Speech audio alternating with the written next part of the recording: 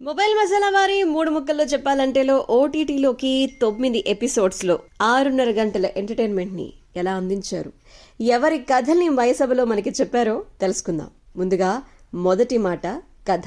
తెలుగు డైరెక్టర్స్లో దేవకట్ట గారికి ఒక డిఫరెంట్ ప్లేస్ ఉంది. ఆయన తీసినటువంటి పొలిటికల్ డ్రామా ప్రస్థానం చాలా మందిని ఆకట్టుకుంది. ఇప్పుడు మైసభ టీజర్ అందరినీ బాగా ఆకర్షించింది. తెలుగు రాజకీయాల్లో ఇద్దరు ఉద్దండ నాయకుల జీవితాల స్ఫూర్తిగా తీసుకుని తీర్చిదిద్దినటువంటి సిరీస్గా మంచి వినోదాన్ని పంచుతుంది.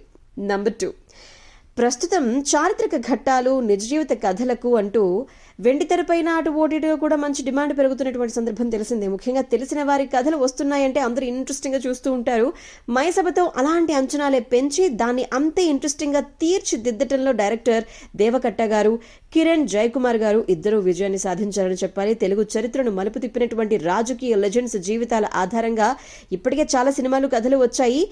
ఎన్నికల ఎజెండా, రాజకీయ ప్రయోజనాల కోసం ఎవరికి అనుగుణంగా వారు వాటిని తెరపైకి ఆవిష్కరించినా కూసింత లోతుగా, కాస్తంత కొత్తగా కాల్పనికతను జోడించి ఆవిష్కరించాలంటే కత్తి మీద సామె. ఆ విషయంలో విజయం సాధించినటువంటి దేవకట్ట గారికి మనం కంగ్రాచులేషన్స్ అంటూ విషెస్ని అందించేద్దాం. అండ్ నంబర్ 3, సిరీస్ చాలా బాగుంది. ఇద్దరు రాజకీయ నాయకులు యువకులుగా ఉన్నటువంటి కాలం నాటి పరిస్థితుల్ని చాలా అద్భుతంగా ఆవిష్కరించారు. ముఖ్యంగా సినిమాటోగ్రఫీకి మార్కులు పడతాయి. సినీ నటుడు ఆర్సీఆర్ నేపథ్యంలో సాగేటువంటి సన్నివేశాలను రీక్రియేట్ చేసినటువంటి తీరు చాలా బాగుంటుంది. ఇంకాస్త షార్ప్గా ఎడిట్ చేస్తే బాగుంది అనిపిస్తుంది, కానీ చివరికి వచ్చేసరికి నిడివి పెరుగుతూ వచ్చిందనమాట.